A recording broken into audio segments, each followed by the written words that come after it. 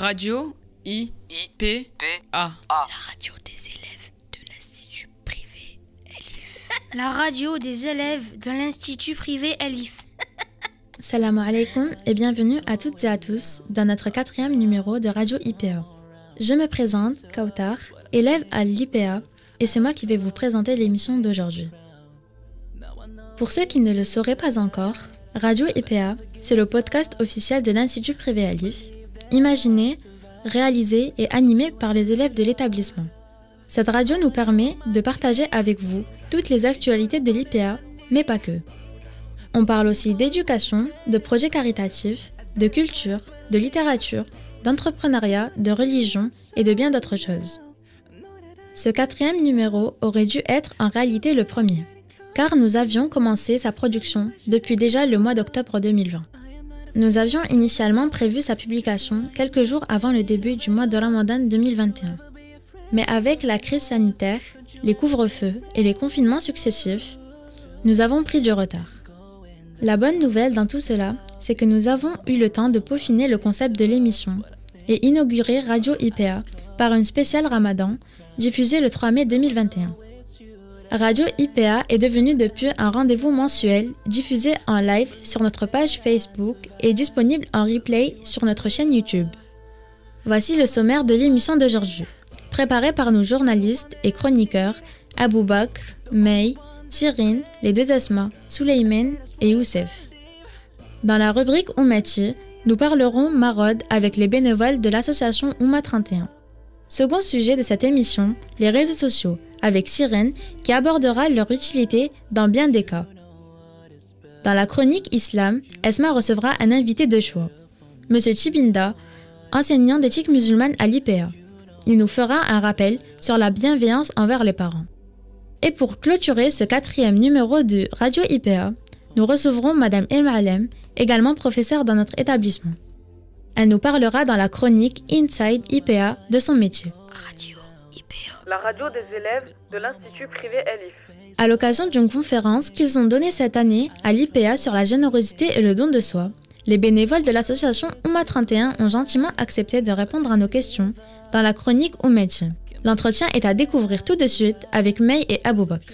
Radio IPA. La chronique Oumati. La chronique Oumati. Alors, salam alaikum wa rahmatullahi wa barakatuh à vous. Alors, nous sommes heureux de vous accueillir au sein de cet institut privé Elif. Alors, je vais me présenter. Je m'appelle Yahya Abou Bakr et je suis élève en terminale.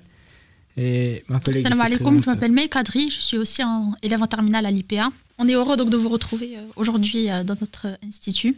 Cette chronique est consacrée au projet humanitaire et caritatif dans la communauté musulmane que nous avons intitulé Oumati. Nous vous recevons, vous, bénévoles de l'association Oumma 31.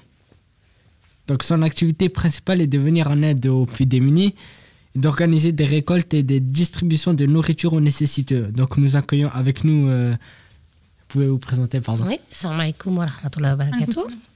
Alors, du coup, je m'appelle Mariatou. Donc, je suis membre du bureau bénévole de l'association Oumma 31. Donc, je ne sais pas si vous voulez savoir autre chose. Quelle est votre fonction donc, ma fonction dans l'association, c'est donc secrétaire. Je suis la secrétaire de l'association et donc membre du bureau. Donc, le bureau dans une association, c'est un petit peu la tête pensante. L'équipe dirigeante, en fait. Parce qu'on va avoir des hiérarchies. Donc, le bureau, il y a le président, bien évidemment, mais le président, il dirige pas, au sens propre du terme, toute l'association, puisque c'est le bureau qui est décisionnaire. Donc, le président, par contre, il statue. Voilà. S'il y a des divergences, c'est le président qui aura le dernier mot. Mais, alhamdoulilah, au jour d'aujourd'hui, en tout cas, au sein d'Oumma 31, les décisions que nous prenons, elles sont toutes collégiales et on est une équipe quand même assez soudée, qui fonctionne bien depuis maintenant 6 ans, sans beaucoup de variations. Donc, voilà. D'accord. Et on pourrait savoir qu'est-ce qui vous a motivé à vous investir dans cette association, particulièrement dans les actions caritatives, etc. Alors moi personnellement, je vais répondre à mon nom et après je laisserai ma collègue répondre pour sa part. Moi, ce qui m'a motivée à l'origine, c'est mon propre cheminement spirituel et personnel. en fait, je me demandais comment est-ce que je pouvais être utile. Enfin, j'avançais petit à petit dans ma foi également. Et à un moment donné, s'est posé la question de savoir si je voulais m'investir un petit peu plus au sein de la communauté déjà pour commencer et auprès des gens tout court. Donc, en faisant quelques recherches, subhanallah, il s'est avéré que l'association recherchait de nouveaux bénévoles. Donc, je suis arrivée évidemment en tant que simple bénévole à l'origine. Et alhamdoulilah, il n'y a pas de hasard. Voilà. Et Allah nous a permis de rencontrer une petite équipe à l'époque. Et en fait, on s'est rencontrés, ça a parfaitement collé.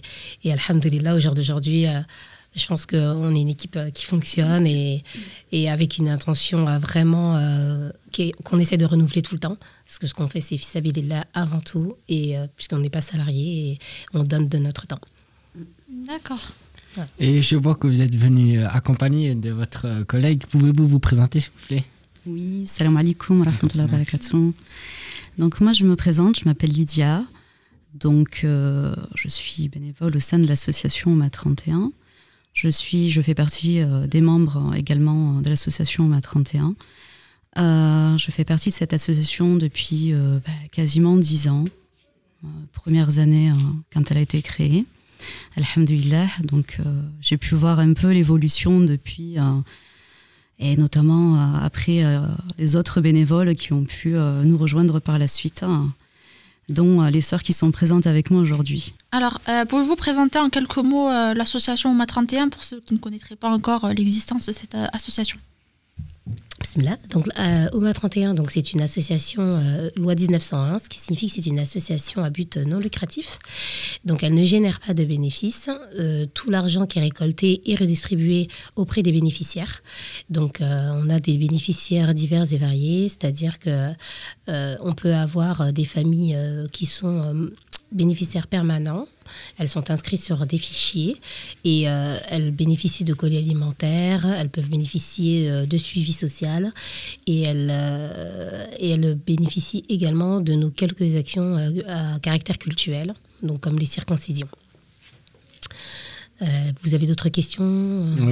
Et depuis quand êtes-vous en activité? Alors, elle est en activité depuis 2011, exactement. Et vous faites également partie de la coordination musulmane de l'agglomération toulousaine, c'est bien ça? Oui, absolument. Donc la coordination musulmane toulousaine, donc je crois qu'elle a 2 ou 3 ans, je crois à peu près. Voilà. Et donc elle a permis à des associations et des mosquées en fait de se mettre en partenariat, voilà, de se mettre en partenariat, de se mobiliser et pour un projet commun qui est par exemple au niveau des horaires de prière pour qu'elles soient uniformes sur toute l'agglomération et également au niveau de tout ce qui va être projet commun. Par exemple pour la zakat, la coordination a décidé de confier l'organisation à notre association et donc pour toutes les mosquées de la coordination musulmane toulousaine. Donc voilà, ça permet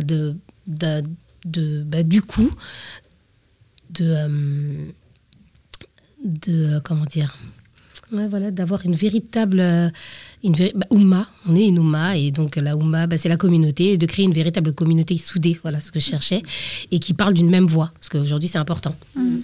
D'accord. Et quelles sont vos missions et activités principales que vous exercez au sein de OMA 31? Alors les missions principales, ce sont les maraudes, les récoltes bimensuelles pour les familles démunies, Zakat al-Fitr, Zakat al-Mal également, et qu'est-ce qu'on a d'autre? Les actions à l'international. Ah oui, les actions à l'international, vu qu'on a commencé que l'année dernière, c'est un début. Et un beau début, ouais. Un beau début, machallah, ouais. Et donc là, c'est à peu près nos actions. À peu près. Et les circoncisions. Voilà. D'accord. Et quel est votre fonctionnement? Comment organisez-vous pour mener à bien vos projets? Voilà, on a des réunions. Alors déjà, on a une assemblée générale, puisque ça c'est obligatoire. c'est la loi de toute façon. À partir du moment où on a adhéré à la loi de 1901, on est déclaré à la préfecture. Et donc, on est soumis à des règles, aux règles générales qui régissent les associations. Et donc, une assemblée générale qui définit les grandes lignes et les actions de l'année qui arrive. Ensuite, on a des réunions ponctuelles. Alors, ça va dépendre puisqu'on est une équipe constituée de frères et de sœurs, donc d'hommes et de femmes. Et donc, parfois, il y a des réunions communes pour tout ce qui va être très grosses actions. Donc, la zakat, l'organisation du Ramadan, par exemple. Et ensuite, on va avoir des réunions plutôt les sœurs. Nous, on va être sur tout ce qui va être gestion. On va peaufiner un petit peu les actions à mener, distribuer les rôles pour que, du coup, permettre un petit peu de professionnaliser l'association. Parce que comme ma consoeur Lydia est arrivée il y a 10 ans, c'était une association qui était plus petite. Alhamdulillah, Allah nous a mis la baraka, je pense. Et aujourd'hui, on est une association qui gère 273 familles. Donc, on ne peut pas garder un fonctionnement artisanal, on va dire. Donc, on a un petit peu professionnaliser les choses avec le temps. Et donc, du coup, ça nécessite un petit peu plus d'organisation, mais subhanallah, par la grâce d'Allah, on y arrive. Et au jour d'aujourd'hui, on communique beaucoup aussi par WhatsApp pour pouvoir coordonner, nous, en interne, nos actions. Et c'est surtout ce qui est très important dans une association pour que ça fonctionne, c'est la communication. Il faut communiquer, il faut qu'on garde la tête froide. Et surtout qu'on abaisse nos égos pour que le seul but de notre association, finalement, c'est la satisfaction d'Allah subhanahu wa ta'ala dans un premier temps, et ensuite la réalisation de nos projets et la réussite, surtout leur réussite. Et beaucoup d'entraide aussi entre nous, énormément, Inch'Allah. On continuera de parler justement de ce sujet. Comment s'organisent justement les récoltes et les distributions ? Enfin, quel est le fonctionnement concrètement ? Comment se passent les récoltes ? Oui. Et les distributions ? Comment ça fonctionne ? Alors généralement, on met en place, quand on met en place une récolte, donc on fait de la pub à travers des flyers, sur les réseaux internet, on fait tourner tout ça. Et le jour J, on attend, les donateurs reviennent en tout cas et ramènent leurs dons directement à la mosquée de Basso, là où on effectue pour la plupart du temps nos récoltes. Et après une décennie d'existence et d'activité de Oumma 31, que retenez-vous du parcours de cette association justement et de ses bénévoles ? Et comment pourriez-vous définir l'évolution et la route tracée de votre association ? Donc effectivement, on y revient, du coup, c'est là que je vois qu'on y revient. Et bien, moi, personnellement, je suis membre de l'association depuis 6 ans, donc je peux pas parler de la décennie en elle-même, mais bon, je pense que du coup, on a un petit peu de route quand même. Et ce que moi, je pense que, comme disait Lydia tout à l'heure, je pense que ce qui définit l'association, c'est effectivement cette entraide, cette cohésion de groupe, parce qu'il y a une véritable dynamique qui crée une énergie qui est très, très positive et qui nous motive toujours plus. Effectivement, en tout cas, moi, depuis 6 ans, on est une équipe qui n'a pas beaucoup varié, avec des membres qui sont toujours aussi impliqués. Alhamdulillah, vraiment, je pense que vraiment notre motivation, en tout cas, je ne sais pas ce que toi t'en penses, Lydia, mais pour ma part, elle n'a absolument pas changé. Et donc, du coup, au niveau de la définition de nos actions, c'était une des questions. Oui, c'est ça. Comment pourriez-vous définir l'évolution et la route tracée ? Donc ça, vous avez répondu.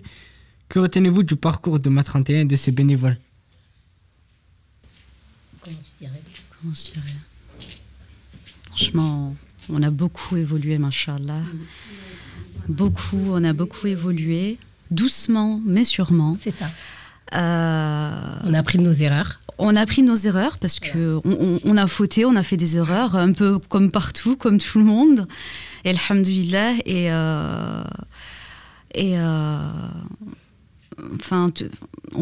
réellement on a évolué, que ce soit par rapport aux actions, que ce soit par rapport aux récoltes, au nombre de familles qui ont considérablement augmenté en quelques années. Alhamdulillah, ça va, on est une équipe de choc, quoi.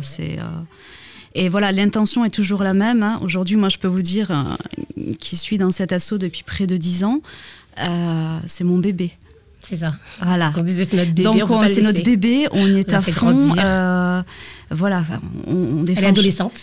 Pour l'instant, elle est adolescente. Elle a quitté l'enfance. Voilà, c'est tout à fait ça. Et on est tout à fond, on est tous à fond dans cette association. On donne du meilleur que l'on peut. Voilà, chacun est investi à sa façon, mais de façon sérieuse, concrète. Enfin, c'est voilà quoi. C'est. Je voulais dire qu'on se complète énormément. Ah oui, machallah. Voilà. On se complète tous, oui, c'est vrai. C'est ça. Je pense même que c'est peut-être notre force. Le fait, subhanallah, qu'au fur et à mesure de nos actions et du temps, Allah subhanahu wa ta'ala, il a mis sur notre chemin toujours la bonne personne. Celle qui... on a vu des gens... peu de personnes, depuis que je suis là en tout cas, qui sont parties ou qui ont dû se mettre un petit peu en retrait. L'évolution de la vie, il y a eu des bébés qui sont arrivés. Il y a même eu un mariage au mois 31. Oui. Il y en a eu deux en réalité. Il y en a eu avant. Alhamdoulilah.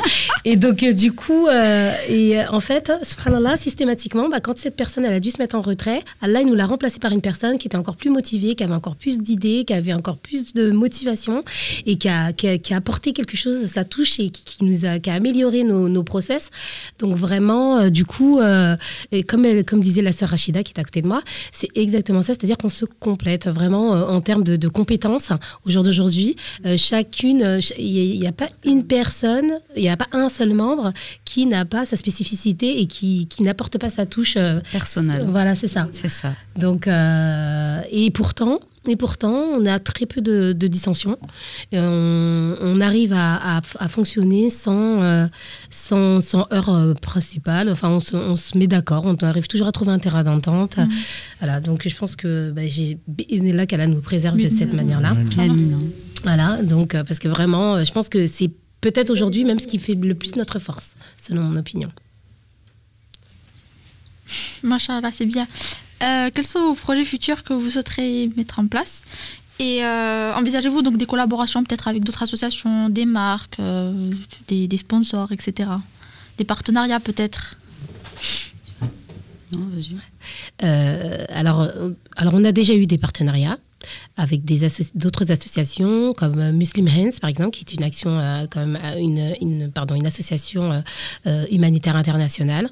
Donc on a déjà eu des partenariats avec eux. On a donc la coordination.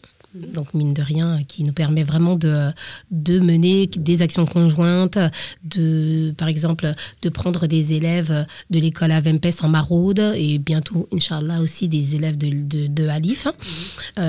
Donc je pense que ça, c'est des choses qui pourront se mettre en place. On parlait aussi à un moment donné d'une épicerie sociale. Donc on attend, et donc là ça permettrait de professionnaliser aussi une partie de nos activités, Inch'Allah. Donc ça c'est en pourparler. Et puis on a été aussi en collaboration avec l'association Les Mamans des Vergers. Oui, c'est vrai. Toujours d'ailleurs. Et toujours d'ailleurs, qui est toujours. Qui est à Mirail Université, je crois. Qui est à. Je crois qu'elle m'avait dit. Au Verger, à la Sépierre. Au Verger, ouais. Dans le quartier des Vergers. Et là on a fait pour le puits. Oui, voilà. Et donc, et avec d'autres, dans le cadre de l'élargissement de nos activités à l'international, effectivement, Barakallahu Fiki, on a du coup ce partenariat avec une association qui œuvre pour construire des puits en Afrique, et donc qui s'appelle c'est, je crois, EEA, pardon. Voilà, c'est ça, EEA. Donc, qui nous permet de financer des puits.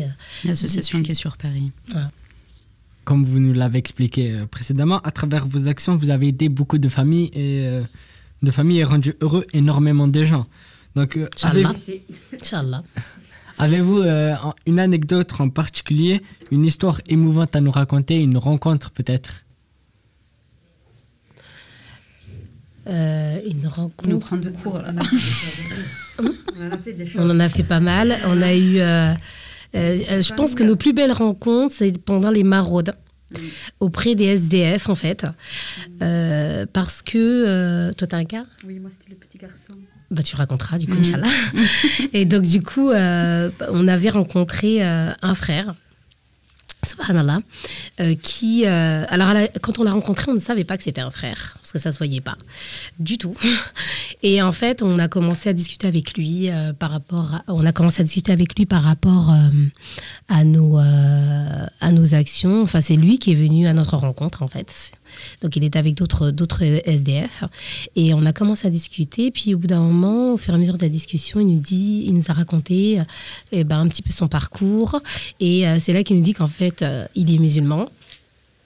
Et que c'est vrai que ces derniers temps, il s'est un petit peu éloigné, et que ce qu'il aimerait, c'est vraiment revenir, mais qu'il savait pas comment, qu'il pensait s'être beaucoup éloigné et qu'il pensait pas qu'Allah lui pardonnerait. Donc, je pense qu'il avait beaucoup besoin de parler. Et je reconnais que ça nous avait vraiment, c'est quelqu'un qui nous avait vraiment touchés. Et puis, au bout d'un moment, à force de discuter, on l'a rassuré sur le fait que Allah subhanahu wa ta'ala, tant qu'on était vivant, il pouvait pardonner tous les péchés, qu'il y avait aucune raison de croire que sa destination, elle était ancrée dans le marbre et qu'il y avait toujours une possibilité de s'améliorer. Donc c'est vrai que ça nous a... On est reparti de là, on a parlé un petit peu entre nous. Donc c'était vraiment une rencontre, je pense, pour moi personnellement, une des rencontres qui m'a le plus marquée. Parce que c'est là qu'on voit vraiment la détresse et on sait qu'on ne peut pas juger ces gens parce qu'on ne connaît pas leur parcours de vie. Et qu'ils ont certainement eu des parcours de vie extrêmement difficiles et peut-être que et ça nous met face, même nous, à nos propres limites. Donc voilà, donc en tout cas moi c'est personnellement la rencontre qui m'a fait le plus réfléchir. Et donc toi Rachida, tu disais Moi c'était il y a 2 ans de ça, à la récolte pour le Ramadan, je me rappelle, c'était pour l'Aïd Kbir. C'était pour les jouets. On avait récolté des jouets. Et vous savez, les hand spinners à l'époque, c'était à la mode. Et oui, tu te rappelles. Et j'en avais acheté aussi pour mes enfants. Et du coup, il y avait un petit qui avec sa maman qui est venu pour récupérer le colis. Il avait vu le jouet et du coup, il n'avait plus. Et puis j'ai dit, ah mince, il avait la tête débitée, le pauvre. Et du coup, je dis, vas-y, tiens. Et le pauvre, je lui donnais, mais il avait la joie dans sa façon, dans son visage. Ça m'a touchée, mais ça m'est resté. Parce qu'un petit truc, de rien du tout, il coûtait quoi, 1 euro. Ouais, mais moi, j'étais vachement bouleversée. Et encore, à l'heure d'aujourd'hui, ça m'a...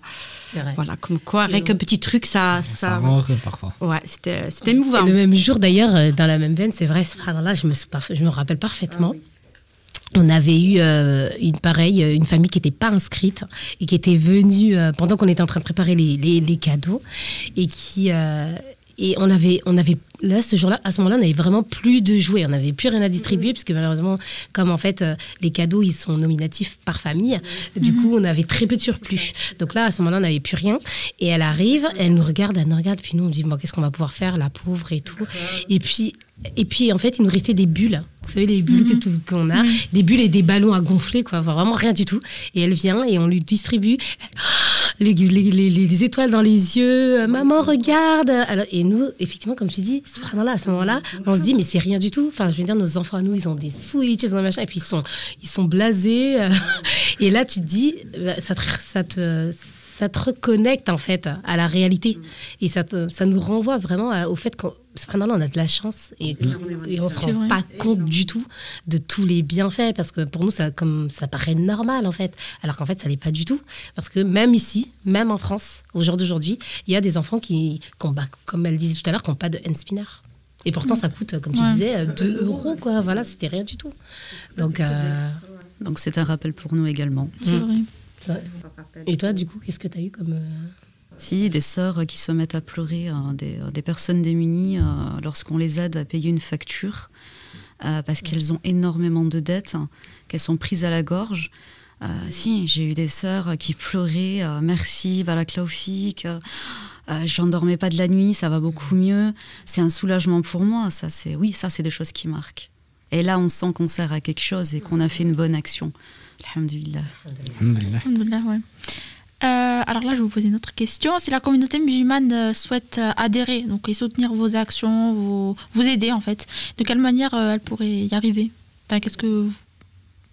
Ouais. Du coup, elle peut... alors, on a sur la page Facebook un lien et sur notre site internet, on a des liens vers Eloasso. Donc en fait, c'est une plateforme sur internet qui permet de faire des dons et qui est vraiment très pratique. Après, on a aussi un PayPal. Donc tous les liens, vous les trouvez sur notre page Facebook, sur Snapchat et sur Instagram. Parce qu'on s'est mis un peu à la page. Et donc, du coup, voilà, on peut nous soutenir, faire des dons, parce que ça nous permet de financer les maraudes, ça nous permet de financer des circoncisions, parce que ça, c'est vraiment une partie de notre activité qui coûte extrêmement cher. Et pourtant, on génère, c'est vrai, alhamdoulilah, un beau budget. Mais les besoins, ils sont tels que vraiment, en vérité, c'est une goutte d'eau dans l'océan par rapport à ce qui est nécessaire, sachant qu'on sait qu'on aura tous les ans toujours plus de bénéficiaires en demande, parce que la situation économique, de toute façon, on sait très bien qu'avec la crise sanitaire actuelle, elle ne va pas aller en s'améliorant. Donc, on va avoir toujours plus de monde dehors, on va avoir toujours plus de monde qui a un toit, mais qui ne peut pas se donner à manger. Et d'ailleurs, par rapport au fait qu'on fait des partenariats, parce qu'on a parfois des partenariats avec l'EMF, c'est les étudiants musulmans de France, à qui on fournit, en règle générale, pendant le ramadan, on le fait systématiquement, de leur fournir des colis alimentaires. Et là, en l'état, on pensait à eux justement sur la prochaine récolte, parce qu'on sait que ça a été très très difficile pour eux ces derniers mois, et donc de leur fournir également Inch'Allah, des colis alimentaires et des denrées dont ils pourront avoir vraiment l'utilité. Donc le soutenir Oumma 31 au jour d'aujourd'hui, c'est vraiment venir en aide à la communauté. Voilà, déjà, voilà. Et pas seulement la communauté musulmane, la communauté tout court, c'est-à-dire des humains, des gens doués de raison, et tous ceux qu'on peut utiliser, qu'on peut aider, et musulmans ou non. Inch'Allah, on les aidera, et que les gens ne pensent pas que parce qu'on est une association qui affiche clairement son caractère musulman, on est une association pour les musulmans. On est une association humanitaire avant tout. Et la communauté, c'est la communauté de Nabiyina alayhi salatu wassalam, mais c'est aussi la communauté humaine, parce que tout le monde mérite d'avoir une main tendue. Et j'aurais juste pour finir une dernière question. Aujourd'hui, nous sommes donc dans une crise sanitaire qui est mondiale. Est-ce que votre association, donc Oumma 31, a subi des impacts financiers ou autres, mais des impacts vraiment importants? Étonnamment. En fait, là où les autres, on a eu beaucoup d'associations qui ont dit, on a eu une chute drastique de nos dons. Subhanallah, on a eu une augmentation flagrante de la nôtre. Donc, je pense qu'on a doublé, en fait, subhanallah, pendant la crise sanitaire, les dons qu'on a. Les dons qu'on a reçus. Donc, en fait, finalement, et c'est tombé à point nommé, parce qu'en fait, c'est vrai que nous, on a décidé, c'est un choix, c'est une direction qu'on a prise, de ne pas être subventionnés. Donc, nous ne sommes pas subventionnés ni par les collectivités locales, ni par l'État. C'est un choix personnel, et alhamdoulilah, pour l'instant, on n'en a absolument pas eu besoin, puisqu'on a eu un budget l'année dernière de plus de 130 000 euros. Donc, et nous ne sommes absolument pas subventionnés. Donc, on ne fonctionne qu'avec les dons de nos donateurs, et ça fonctionne très, très bien. Donc, et du coup, j'ai envie de dire que oui, on a été impacté, mais finalement, on a été impacté positivement, puisqu'on a eu une augmentation de nos bénéficiaires, et parallèlement, une forte augmentation de nos dons. Donc, alhamdoulilah, c'est tout à fait ça. Donc, pour finir, on souhaite vous remercier Mariatou, on a Lydia et Rachida, c'est ça? On souhaite vous remercier d'avoir pris le temps d'intervenir dans notre émission et de répondre à nos questions. Vous faites un travail exceptionnel et vous rendez fier toute la communauté musulmane. Nous vous souhaitons une bonne continuation et que de la réussite au futur, Inch'Allah. C'était Meya Aboubakr sur Radio IPA pour une chronique dédiée aux associations caritatives de la communauté musulmane. Merci de nous avoir écoutés et à bientôt, Inch'Allah, dans un prochain sujet. Salam alaikum. Salam alaikum. Radio IPA. Les réseaux sociaux font partie de notre quotidien. Que serait notre vie s'ils n'existaient pas? Et quelle utilité en tirer? C'est les questions auxquelles Cyrine a tenté de répondre dans la chronique Point de vue. Radio IPA. La chronique Point de vue. Salam alaikum. Bonjour à tous. je m'appelle Cyrine et je suis en classe de 4e au sein de l'Institut privé Elif. Dans ma chronique d'aujourd'hui, je vais vous parler des réseaux sociaux et plus particulièrement de leurs points positifs. D'après le site L'Internaute, un réseau social est un site internet qui permet aux internautes de se créer une page personnelle afin de partager et d'échanger des informations, des photos ou des vidéos avec leur communauté d'amis et leur réseau de connaissances. Fermez les guillemets. Tous les réseaux sociaux ont un point commun entre eux. Leur objectif est de connecter beaucoup de personnes. Ces derniers regroupent plusieurs fonctionnalités. Ils permettent de communiquer, d'entretenir des conversations, de donner son avis et de partager son opinion, de faire connaissance ou encore de garder le contact. Selon un sondage réalisé au sein de l'IPA, 56,5% des élèves qui ont répondu à nos questions utilisent les réseaux sociaux. Parmi les plus connus, Instagram arrive en tête. Sont également les plus cités Facebook, Snapchat, Twitter et TikTok. Facebook, c'est un des réseaux sociaux les plus anciens. Snapchat, c'est le réseau des conversations et des vidéos partagées, caractérisé par du contenu éphémère qui s'efface au bout de 24 heures. Twitter, c'est l'application dédiée au partage d'opinions, d'idées et au débat. TikTok, c'est le réseau sur lequel les utilisateurs partagent de courts playbacks. Pour ceux qui ne savent pas ce qu'est un playback, il s'agit d'un doublage sur des extraits de films, publicités, vidéos ou musique. Sur l'utilité des réseaux sociaux, les avis sont partagés. Certains y voient un grand bien, tandis que d'autres y voient un terrible fléau. Concernant les points positifs des réseaux sociaux, en voici 4. Les réseaux sociaux sont un bon moyen de rester en contact avec ses proches, ses amis, ses clients et ses fans. Il s'agit d'une façon de se montrer disponible pour eux. Nous pouvons également garder le lien avec des personnes lointaines que nous n'avons pas l'occasion de voir souvent. Et ce sont d'excellents outils pour retrouver des personnes perdues de vue, comme nos anciens camarades de classe ou nos collègues de travail. Deuxième attrait, ça ne coûte rien. Les réseaux sociaux, le plus souvent gratuits, nous offrent la possibilité d'écrire où l'on veut et quand on le veut, nous permettant de diffuser une information à une ou plusieurs personnes en même temps. Il y a encore une décennie, les abonnements proposés par les opérateurs mobiles n'étaient pas accessibles à tout le monde de par leur prix. À titre d'exemple, 1 heure de communication chez Orange coûtait environ 25 € par mois. Au-delà de ce temps, la minute comptait comme du hors forfait. Les factures pouvaient ainsi atteindre mensuellement 35 à 40 €. Mais grâce à l'évolution de la technologie, l'explosion de la vente de smartphones a favorisé de nouvelles habitudes d'utilisation de son téléphone. De nos jours, la majorité d'entre eux possèdent Internet et facilitent la communication, notamment via les réseaux sociaux. Concernant les tarifs, ces derniers ont fortement baissé depuis les années 2010. Cette baisse de tarifs représente le deuxième facteur de cette surconsommation des outils de communication. Maintenant, nous avons la possibilité d'échanger à tout moment sans se ruiner.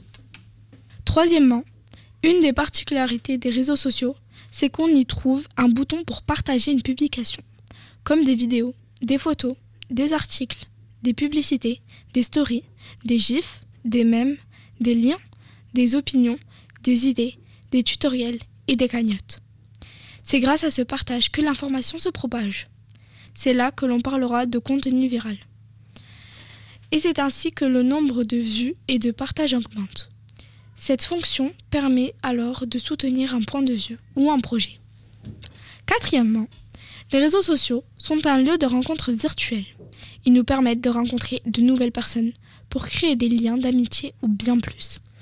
Ils nous offrent en effet la possibilité d'avoir de plus en plus d'amis. Bien souvent, cela commence par une publication. Par exemple, la photo d'un gâteau. Une personne réagit en commentaire ou en message privé. Son interlocuteur lui répond. On échange alors des conseils, des points de vue. L'interaction commence jusqu'à devenir amis virtuels et parfois jusqu'à se rencontrer. Si vous me demandez mon avis personnel, je vous répondrai que tout simplement, je n'ai pas de téléphone portable. J'ai l'habitude d'utiliser celui de ma mère ou celui de ma grand-mère pour aller sur les réseaux sociaux comme sur Instagram et Snapchat. Sur ces applications, le plus souvent, je regarde des stories de personnalités publiques, en particulier des personnes de télé-réalité. Je visionne également des tutos et des astuces de pâtisserie. En dehors de cela, je n'y trouve pas l'utilité. Si on m'offrait un téléphone, je sais que je n'aurais pas accès aux réseaux sociaux, car mes parents pensent que je suis trop jeune pour cela. En dehors des 2 applications dont je vous ai parlé, cela ne m'apporterait donc rien d'avoir mon propre smartphone. Ce qui prouve que dans mon cas, et comme pour la majorité des gens, le téléphone ne me servirait principalement qu'aux réseaux sociaux et aux messageries instantanées. Une question se pose alors. Comment serait notre société sans réseaux sociaux ? N'hésitez pas à nous donner votre avis en commentaire et à partager cette chronique autour de vous. C'était Cyrine et je voulais vous parler aujourd'hui des réseaux sociaux et partager avec vous mon expérience. À bientôt sur Radio IPA pour une nouvelle chronique. Radio IPA. La radio des élèves de l'Institut privé Elif. La radio des élèves de l'Institut privé Elif. Que serait Radio IPA sans une rubrique dédiée à l'islam ? Dans la chronique d'aujourd'hui, M. Chibinda, professeur d'éthique musulmane au sein de l'IPA, répond aux nombreuses questions des élèves de l'établissement qu'Esma a recueillies. La chronique islam. La chronique islam. La chronique islam. Assalamu alaikum, bonjour. Je m'appelle Esma, je suis en classe de 4e à l'Institut privé Elif et j'ai 13 ans. Aujourd'hui, dans la chronique islam, je vais vous parler de la bienveillance envers les parents. Alors avant de commencer, je tiens à préciser que je suis un petit peu malade, donc je m'excuse pour ma voix.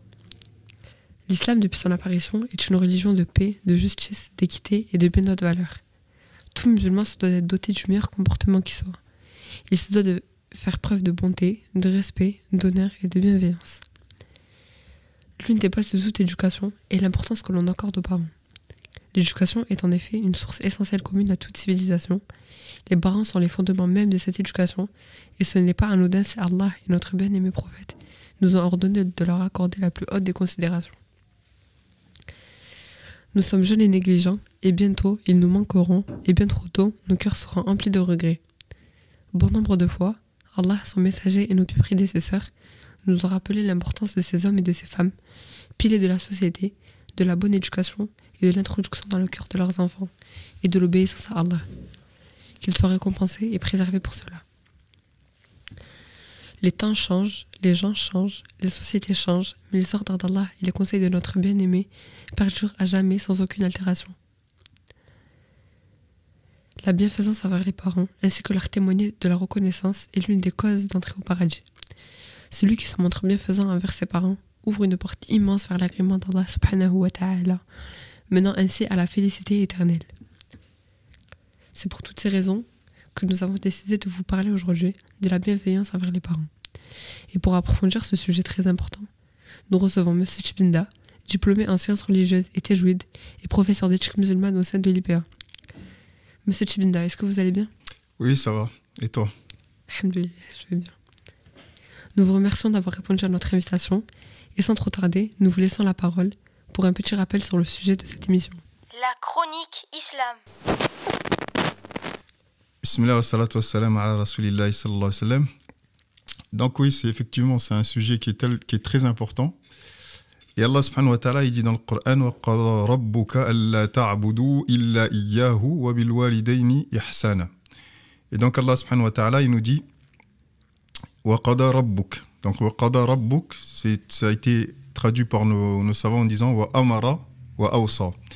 Donc Allah subhanahu wa ta'ala, il nous ordonne dans le Coran wa qada rabbuk, Allah subhanahu wa ta'ala nous ordonne de n'adorer que lui. Donc comme on est dans une religion monothéiste, on est dans une religion où on n'adore qu'un seul Dieu, Allah subhanahu wa ta'ala. Dieu, notre Dieu est le Dieu des autres religions aussi, du christianisme et du judaïsme aussi. Et Allah subhanahu wa ta'ala, il nous dit, après ça, وَقَدَ رَبُّكَ أَلَّا تَعْبُدُوا إِلَّا إِيَّهُ وَبِالْوَالِدَيْنِ إِحْسَانًا. Et donc Allah subhanahu wa ta'ala, il nous a ordonné de n'adorer que lui, seul et unique, mais il nous a également ordonné d'être bienfaisant vis-à-vis de nos parents. Bienfaisant vis-à-vis de nos parents. Donc il a parlé de son unicité et immédiatement après, de son adoration, et immédiatement après, il a parlé de la bienfaisance vis-à-vis des parents. Et là, ça nous montre l'importance qu'Allah subhanahu wa ta'ala a accordée au respect des parents, et donc l'importance du respect des parents dans notre religion et dans les religions de manière générale. Allah il nous dit aussi dans le Coran وَلَا تَقُلْ لَهُمَا أُفْ. Il nous dit également et ne leur dis pas ouf. Ouf dans le sens d'un signe de, on va dire, c'est lorsque quelqu'un est gêné, embêté. C'est-à-dire, vous voyez, avec les parents, l'enfant, il a tendance à montrer des signes de désapprobation. C'est-à-dire, j'en ai marre, laissez-moi tranquille. Mais des fois, il le fait, il affirme, mais avec des gestes. D'accord ? Et donc, Allah subhanahu wa ta'ala, il nous dit, le moindre geste, celui-là, ouf, eh ben, on ne doit pas le montrer vis-à-vis de nos parents. Le prophète, alayhi salatu wassalam, on l'a questionné sur la personne avec laquelle on doit le mieux se comporter. D'accord ? Donc, on appelle husn as-suhba. Husn as-suhba, c'est la personne avec laquelle on doit être de bonne compagnie. As-suhba, c'est la compagnie, à qui on doit tenir compagnie, être de bonne compagnie. Et le prophète sallam, il a répondu dans le hadith Ummuk. Une première fois, parce que le compagnon il lui pose la question à plusieurs reprises. La deuxième fois, il dit également Ummuk. La troisième fois, il dit Ummuk. Et ensuite, il dit Abouk. Et dans d'autres versions, on dit, il est dit Al-Aqrab fal-Aqrab, donc du plus proche à chaque fois. Et comment les savants, ils nous ont expliqué cela, ils l'ont, on va dire, traduit entre parenthèses, en nous disant que pourquoi la mère, elle nécessite le plus d'attention. Pourquoi elle nécessite le plus d'attention ? Pourquoi ? Parce que au niveau sentimental, elle est différente. Donc on sait que les hommes et les femmes sont différents au niveau sentimental. D'accord ? Et les femmes nécessitent plus d'attention, beaucoup d'affection. Et cette maman, eh ben, elle nécessite aussi beaucoup d'affection parce que elle est faite de manière à ce que énormément, beaucoup plus de choses ne l'affectent que le papa. Mais aussi parce que la maman, c'est elle qui a porté l'enfant pendant 9 mois. Donc elle a porté pendant 9 mois. Elle n'arrive pas à dormir. Elle a mal au dos. Elle peut avoir éventuellement mal au ventre, etc. Donc beaucoup de douleurs, beaucoup de souffrances pour arriver à avoir cet enfant-là. Et ensuite, elle a accouché de cet enfant. C'est un moment très dur, très difficile, très douloureux. Et ensuite, après cet accouchement, alors qu'elle est fatiguée, très fatiguée, eh ben, elle s'est réveillée la nuit pour le nourrir. D'accord ? Elle va lui changer ses couches, etc., etc. Et puis même, lorsque cet enfant grandit, eh ben, c'est elle qui va être là, qui va prendre soin de lui, qui va le soigner, qui va le nourrir. Et quand même lorsque on grandit, hein, on est adolescent, il y a des soucis également. Même lorsqu'on se marie, la maman, elle est inquiète. Le papa aussi également, mais la maman, elle est très inquiète aussi. Voilà. Donc cette maman-là, elle va souffrir, elle va passer des étapes de souffrance pour son enfant. D'accord ? Et souffrance, c'est, dans certains moments, c'est vraiment le mot approprié. D'accord ? Pendant la grossesse, pendant l'accouchement, c'est de la souffrance. Et donc, elle va souffrir pour son enfant et c'est pour ça qu'elle mérite toute cette attention-là. Le papa également, il va souffrir pour son enfant, mais comme au niveau sentimental, il est fait de manière différente, donc eh ben, il va nécessiter de l'attention, mais un petit peu moins que la maman. Et également, donc, le prophète nous dit, sallallahu alayhi wa sallam, que plus les gens sont proches en termes de liens familiaux, et plus on doit leur accorder du temps et de l'attention. D'accord ? Et donc c'est pour ça, voilà, Allah subhanahu wa ta'ala et son prophète, ils nous ont montré l'importance de garder ces liens de parenté, parce que ça aussi c'est très important. Il faut garder ces liens de parenté. Lorsqu'on vit avec nos parents, on les respecte. Lorsqu'on n'est plus avec eux, ben, on prend soin d'eux. Et comment on prend soin d'eux ? Ben, on prend des nouvelles, on les appelle, on envoie des messages des fois s'ils sont loin. D'accord ? On leur demande comment ça va. S'ils sont à côté, on va faire des courses. On va les aider un petit peu, etc. Ou leur tenir compagnie, ne serait-ce que leur tenir compagnie. Venir une fois par semaine, rester un petit peu, passer du temps avec eux. Et ça, on en a besoin. Tout le monde a besoin de compagnie. Et bien, les parents, ils ont besoin de la compagnie de leurs enfants. Parce qu'après, une fois que les enfants grandissent, ils ont une relation d'amitié avec les enfants. Les relations changent. D'accord ? Et donc, c'est pour ça que c'est un sujet qui est très très important. C'est un des sujets les plus importants de notre religion. Barakallahu fik, monsieur Chibinda, pour ces précisions. Nous avons recueilli des questions que les élèves de l'IPA se posent. Donc, première question. Quelle est la place des parents en islam ? Donc, la place des parents, je viens en partie de répondre à cette question-là. Donc la place des parents, ben, on prend le verset en question. وَقَضَى رَبُّكَ أَلَّا تَعْبُدُوا إِلَّا إِيَّاهُ وَبِالْوَالِدَيْنِ إِحْسَانًا. Et donc, dans ce verset, Allah subhanahu wa ta'ala, il a parlé de son unicité et de son adoration à lui seul, et également de la piété filiale, c'est-à-dire le respect qu'on doit vis-à-vis des parents. Et si Allah subhanahu wa ta'ala, il en parle immédiatement après son adoration, eh ben, ça nous montre l'importance du respect des parents en islam. C'est pas un des piliers, mais c'est une des choses, on appelle ça dans le fiqh, on dit al-ma'loum min ad-din bid-darura, c'est-à-dire que c'est une chose qui fait partie de base, une des bases de notre religion, et tous les spécialistes de cette religion sont d'accord pour dire que birr al-walidain, le respect des parents, c'est une des bases de la religion musulmane. Monsieur Spinda, pouvez-vous nous dire quels sont les droits des parents sur leurs enfants? Quels sont les droits des parents sur leurs enfants? Ben, le premier droit déjà, c'est l'obéissance. D'accord? Le droit des parents, c'est que les enfants leur obéissent. Et leur obéissent, on va dire, il faut toujours le limiter, ça. C'est-à-dire, on doit obéir aux parents, mais dans la limite de ce qui est raisonnable. D'accord? On va dire dans notre contexte, dans la limite de la loi, etc. Donc, dans tout ce qui est... On obéit aux parents, mais dans tout ce qui est raisonnable, on doit obéir à nos parents. Ils vont nous demander... Eh ben, pour des enfants qui sont jeunes, eh ben, je sais pas moi, quand on est très jeune, débarrasse ton assiette. Eh ben, ça on respecte ce qu'ils nous demandent. On devient adolescent, ben, range ta chambre, fais tes devoirs. Eh ben, on va respecter ce que nous demandent nos parents. Quand on devient plus grand, eh ben, cet endroit, je veux pas que tu y ailles, je veux pas que tu y mettes les pieds, je veux pas que... Eh ben, là, on doit respecter et on doit... parce qu'en plus de ça, nos parents, ils ont une responsabilité sur nous. C'est-à-dire ils ont une autorité, une responsabilité. Quand on est responsable de quelqu'un, eh ben, ce qu'il fait, eh ben, ça a un impact direct sur nous. Et donc nous, nos parents, la première chose et la chose la plus importante, c'est quoi? C'est l'obéissance vis-à-vis des parents. D'accord? Et l'obéissance, ça veut tout dire, parce que quand on dit obéissance, ça veut dire que le respect, ça coule de source après. D'accord? On leur obéit, donc on les respecte forcément. Comment faire le rappel à nos parents si on note chez eux des manquements? Alors ça, c'est quelque chose de très délicat.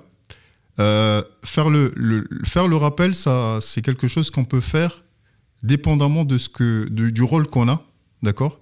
Un enseignant qui fait le rappel à ses élèves, il n'y aura pas de problème puisque c'est le cadre, c'est comme ça, il est là pour faire le rappel à ses élèves, d'accord?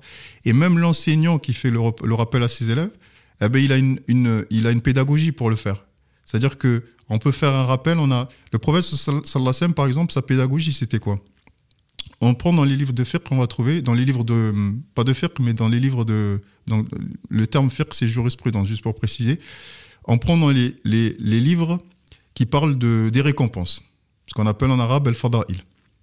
Les livres des récompenses, c'est particulier, on voit vraiment la méthodologie du prophète.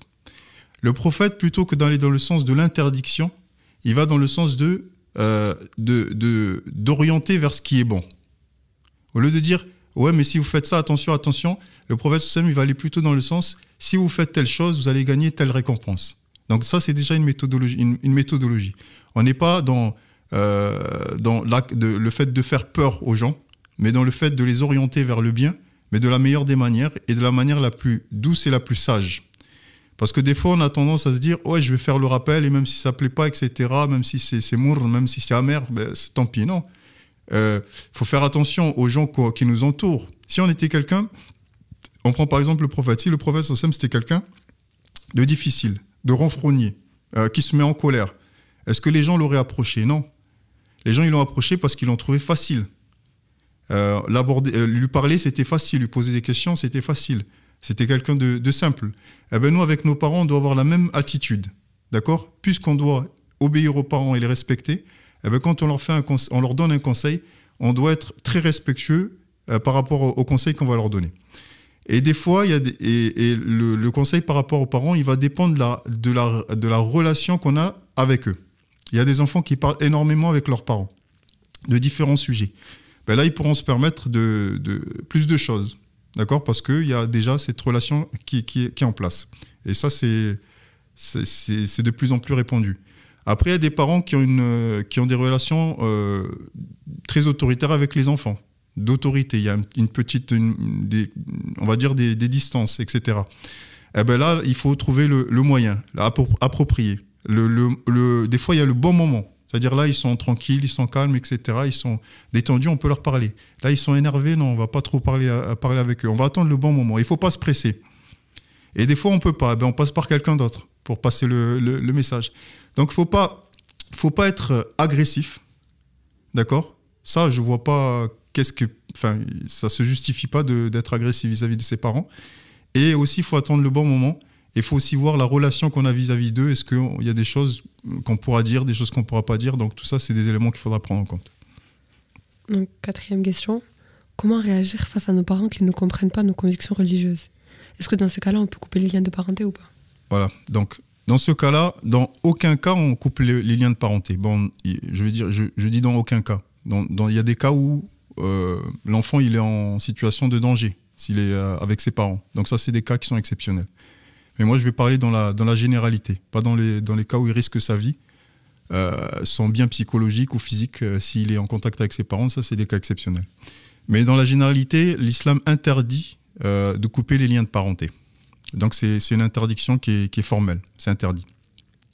Et même s'ils n'ont pas les mêmes convictions religieuses que nous. Et on va trouver dans la vie du prophète, sallallahu alayhi wa sallam, et de ses compagnons, des exemples. Parce qu'on sait que les compagnons du prophète sallallahu alayhi wa sallam, quand ils sont rentrés, quand l'islam est arrivé, ils étaient monothéistes. Ils étaient polythéistes, pardon. Donc ils avaient plusieurs dieux. Et ils sont devenus monothéistes. Donc ils sont devenus musulmans. Et leurs parents, des fois, ou leurs frères, ou leurs sœurs, ou leurs cousins, n'étaient pas croyants. D'accord ? Donc il arrivait des cas où leurs parents n'étaient pas croyants.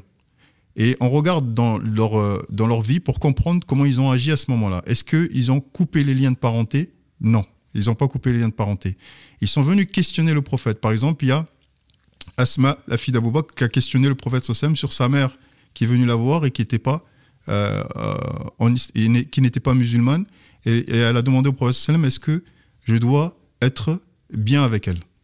Et le prophète, il lui a dit, bien sûr que tu dois être bien avec elle. Tu dois, même si elle a pas la même religion que toi, eh ben ça n'empêche pas que c'est ta maman et que tu dois avoir une bonne attitude et garder le lien de parenté avec elle. Donc ça répond déjà à la question. Déjà, donc, quand on dit on n'a pas les mêmes convictions, on dira on a la même religion, mais on n'a pas les mêmes idées. D'accord ? Être en désaccord, c'est une chose. La désunion, c'est une autre chose. C'est-à-dire on peut être unis et en désaccord. D'accord ?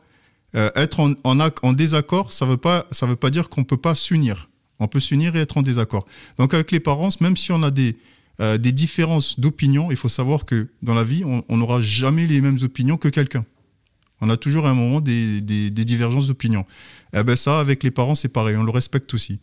On ne se comprend pas toujours, on n'a pas les mêmes opinions, mais on a un lien qui est très fort, un lien de sang. Et ce lien-là, il est plus fort que tout. Et ça doit dépasser nos divergences d'opinion.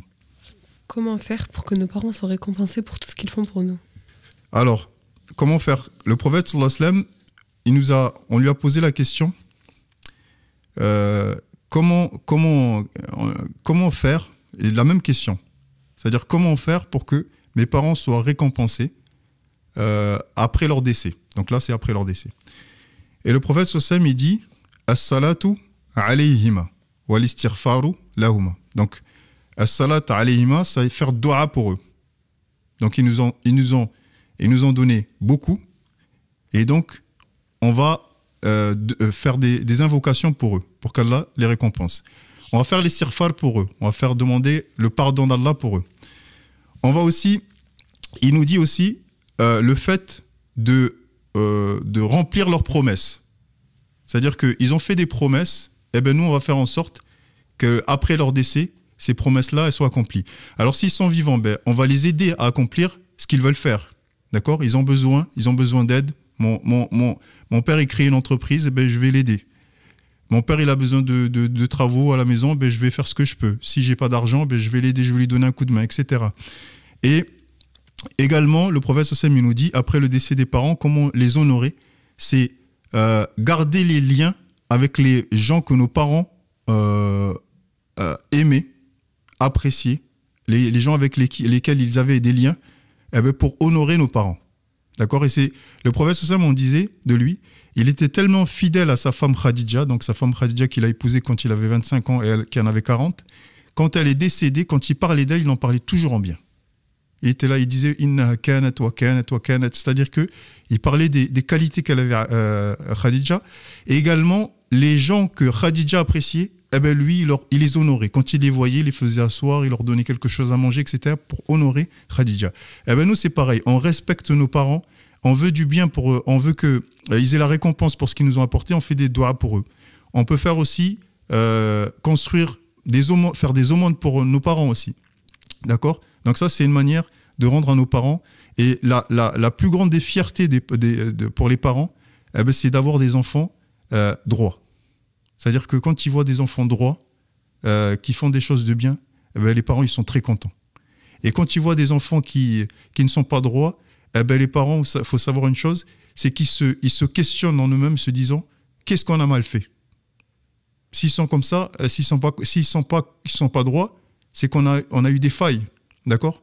Et quand ils voient leurs enfants droits, ils se disent alhamdoulilah, on n'est pas parfait, mais au moins on arrive à sortir des enfants qui font des choses bien et intéressantes.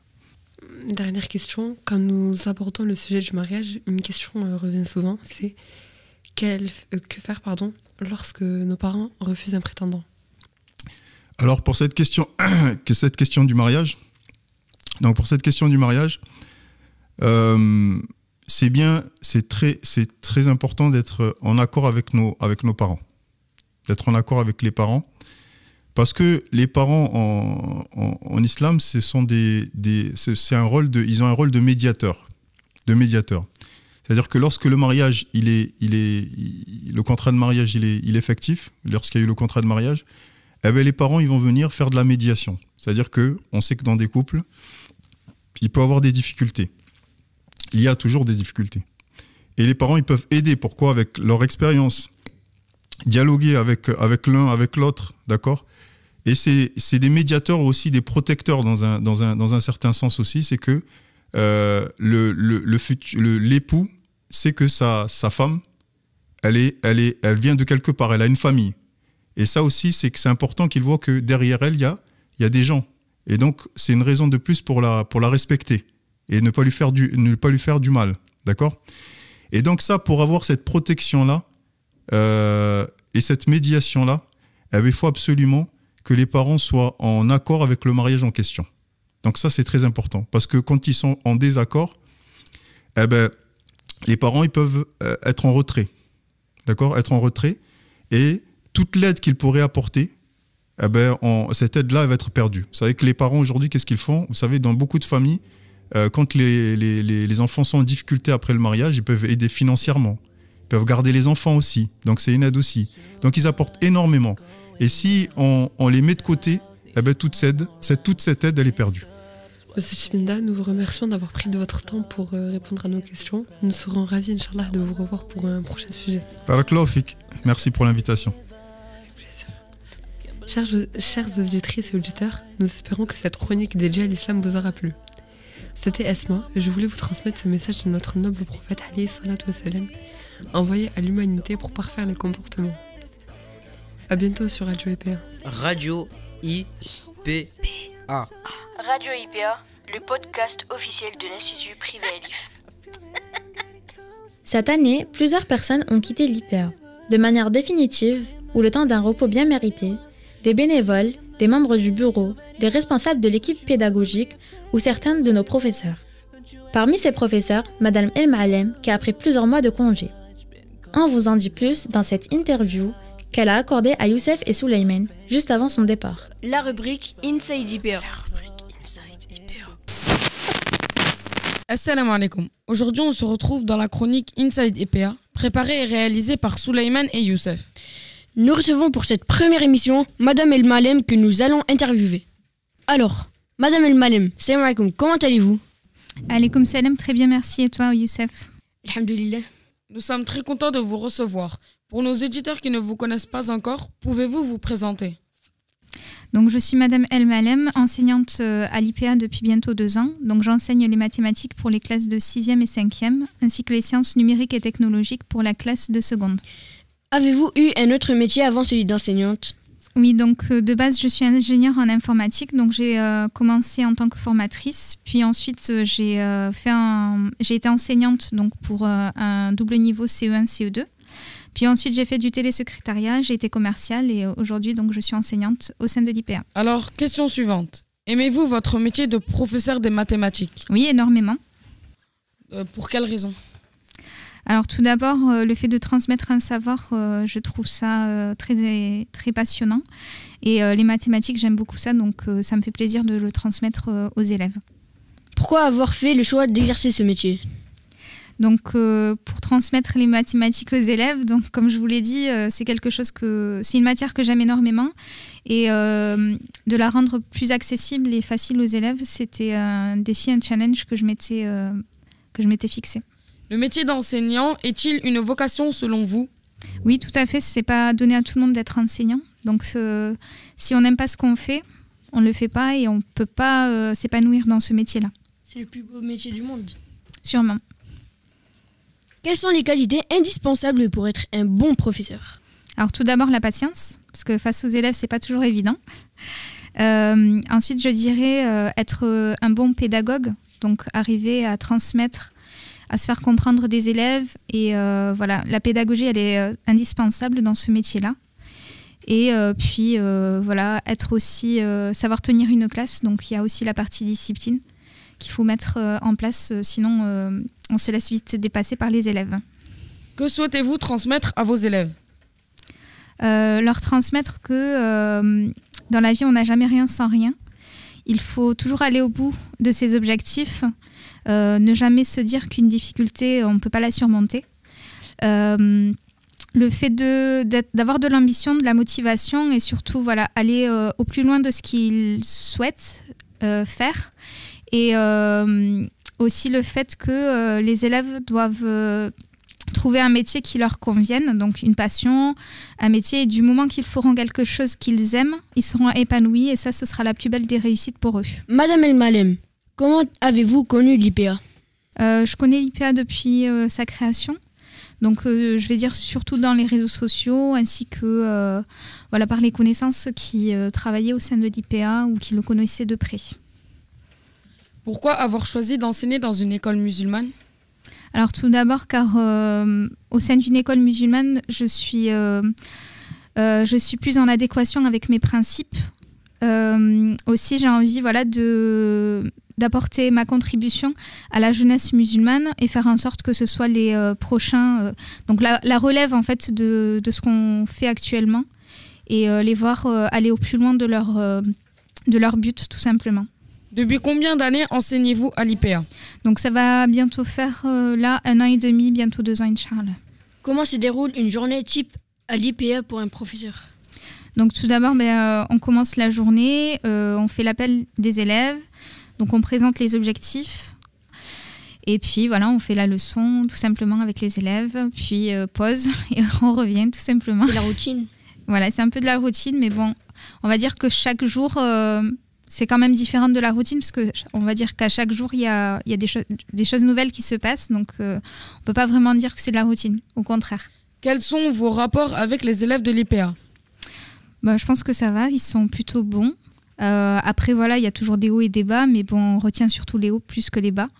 Donc voilà, alhamdoulilah, je n'ai pas spécialement de problème avec les élèves de l'IPA. Comment vous sentez-vous à l'IPA? Je me sens très bien. L'IPA, c'est plus qu'un travail, c'est une famille, on se sent tous bien les uns avec les autres. C'est un plaisir de venir travailler ici. Et puis, c'est une réelle vocation, c'est aussi une responsabilité pour nous quand on vient. On ne se dit pas qu'on va juste faire notre travail, mais on voit les choses au-delà de tout ça. On voit la responsabilité qu'on a vis-à-vis des parents, mais aussi vis-à-vis d'Allah. Voilà, pour nous, c'est une responsabilité avant tout. Est-ce que parfois, vous n'avez pas envie de venir travailler? Je pense comme tout le monde. Parfois, on s'imagine rester au lit, forcément. Mais bon, on ne vient jamais à reculons, on va dire. Pouvez-vous nous raconter un moment fort que vous avez vécu ici? Alors, j'ai eu 2 moments particulièrement très forts à l'IPA. Donc, il y a eu le concours de mathématiques qu'on a organisé l'année dernière avec Madame Dahmani. Mais également le concours, donc c'était l'Escape Game juste avant le confinement. Et si je peux en rajouter un, c'était l'événement qu'on avait réalisé avec les coachs pour sensibiliser les élèves à l'harcèlement scolaire. Donc voilà, c'était de très bons moments qu'on a passés avec les élèves. Dernière question qui pourrait soulever une grosse polémique au sein de l'établissement et créer des disputes. Attention, Madame El Malem. Quelle est votre classe préférée? Ah ben ça, je ne le dirai jamais. Je pense que toutes les classes, elles ont une importance pour moi. Voilà, je peux pas vous comparer. Madame El Malem, nous vous remercions pour le temps que vous avez accordé et d'avoir répondu à nos questions. Nous voulions que vous soyez la première invitée de cette chronique consacrée à la vie de l'Institut privé Elif, car vous nous quittiez cette semaine pour plusieurs mois.